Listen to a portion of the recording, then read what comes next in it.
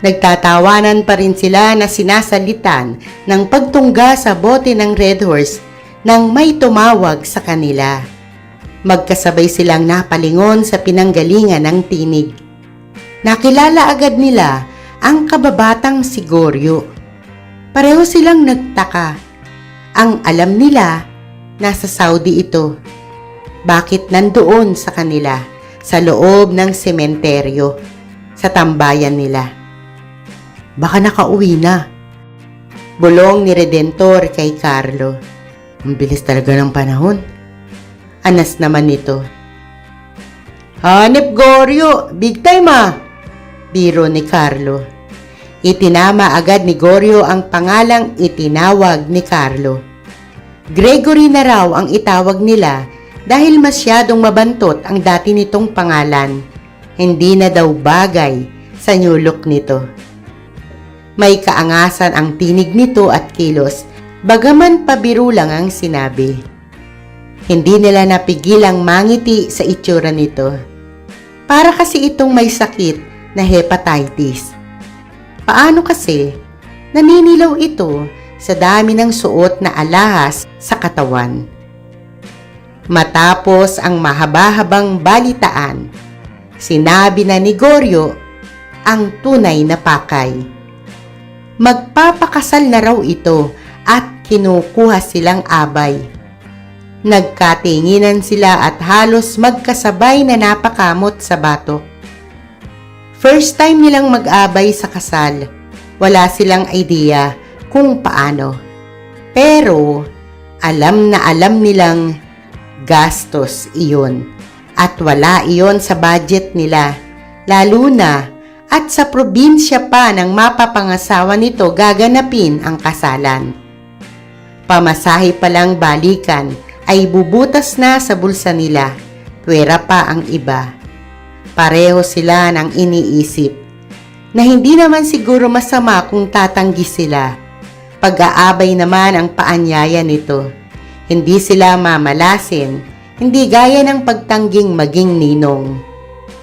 Tumitsyempo pa lang sila kung paano tatanggihan si Goryo nang maagap itong magsalita.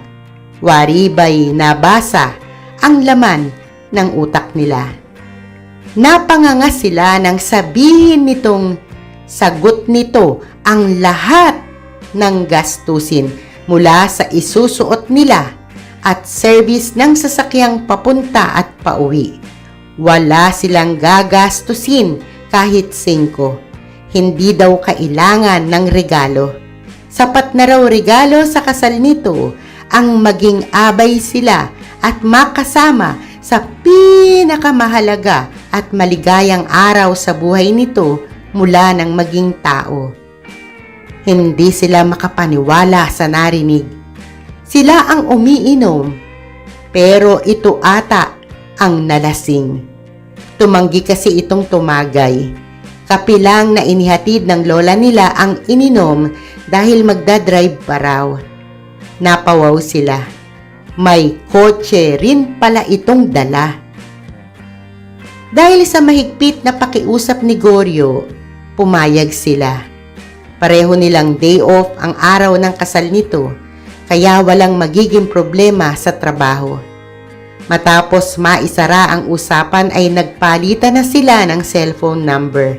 Magtatawagan sila para sa ilan pang detalye. Mahaba-habang sandali nang nagpaalam si Goryo ay wala pa rin silang kaimik-imik. Pinoproseso pa rin ng isip ang pagkikitang muli ng kababata at ang naging usapan nila.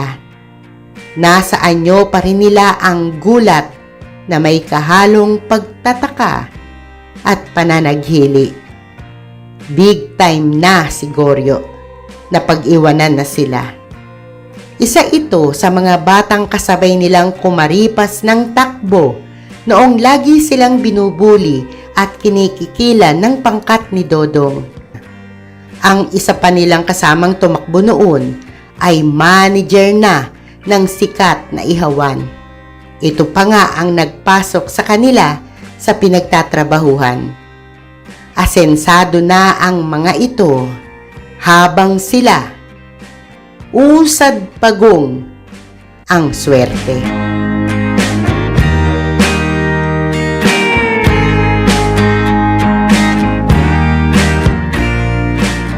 Matapos maghapunan ay nagpalipas uli sila ng oras sa ibabaw ng nicho ng lolo nila. Pareho silang nahiga at ang dalawang kamay ang ginawang unan. Nagsalita si Redentor. Matanda na ang lola. Sana humaba pa ang buhay niya. Gusto ko sana matikman niyang magbuhay reyna bago man lang magpahinga sa tabi ni lolo. Kung di dahil sa kanya, hindi ko alam kung ano na ako. O baka bata pa lang namatay na ako sa kalsada na parang tuta. Mahal na mahal ko si lola. Pangarap ko lang namang mabigyan siya ng kaginhawahan sa buhay. Ganon din ako, Redentor. Kayo lang ni lola ang pamilya ko. Kung di dahil sa inyo, hindi ko rin alam kung ano ang nangyari sa akin. Sana maging big time din tayo, no? Malungkot namang sabi ni Carlo. Lingid sa kaalaman ng dalawa, nakatayo pala si Lola Masyang sa di kalayuan. Hindi na itinuloy ang paglapit sa mga apo. Balak sana niya ay ayain ng bumalik sa bahay ang mga apo para makapagpahinga. Narinig niya ang usapan ng mga ito. Tumutulo ang luha. Tumalikod ang matanda at maingat na naglakad pabalik sa kanilang bahay. Ang mahalin at isiping mabigyan siya ng ginhawa ng mga apo ay nagpaligaya na sa kanya. Ang mga ito ang nagbigay ng dahilan para siya mabuhay. Dahil nang mamatay ang asawa niya, gusto na rin niyang mamatay. Masaya siyang lumaking mababait ang dalawang bata na hindi man kadugo ay minahal niya ng buong puso.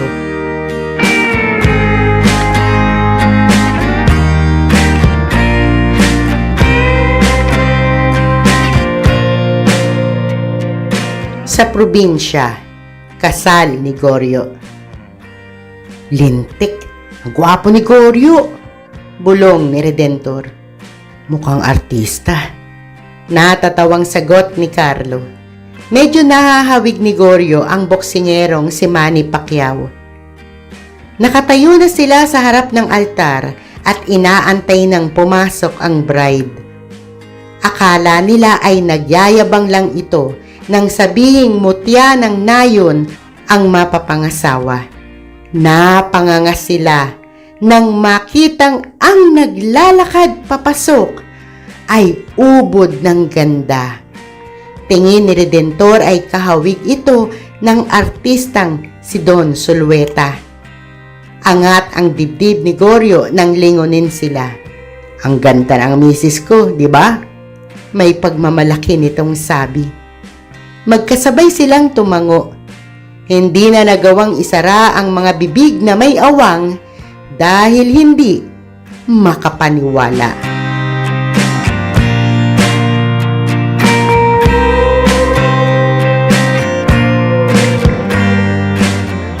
Nasa kasarapan ng inuman nang lapitan ni Goryo sina Redentor at Carlo.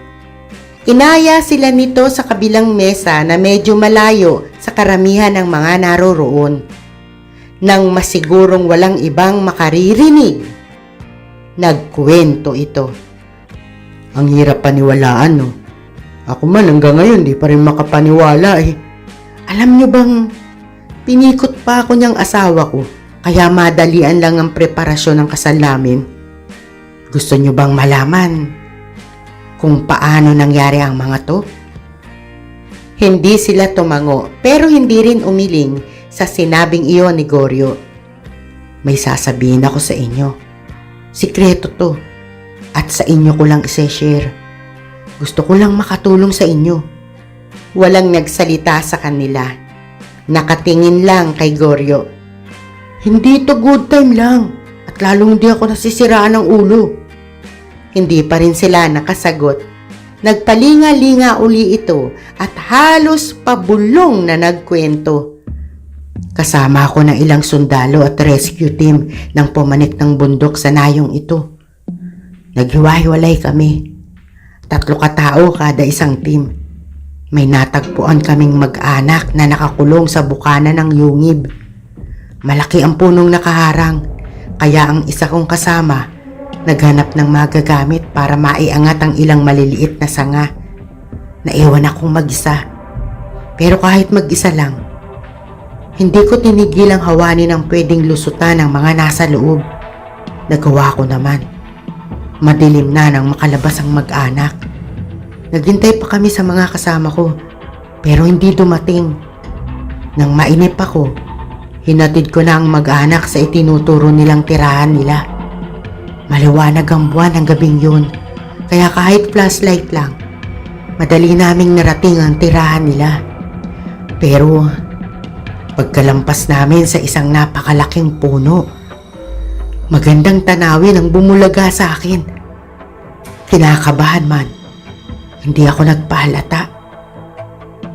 Masuyo akong dinulutan ng makakain at maiinom ng babae. Hindi ko alam kung kakainin ko ba o hindi. Natatakot na kasi ako. Para kasing napanood ko na sa Shake, Rattle and Roll ang nangyayari. Tapos biglang nagsalita yung matandang lalaki. Huwag daw akong matakot. Wala daw silang gagawing masama sa akin. Bilang ganti daw sa ginawa kong pagtulong, ituturo nila sa akin ang punong namumunga ng kahilingan. Tumayo yung matanda at saka itinuro sa akin yung 2 gahitang ugat ng puno.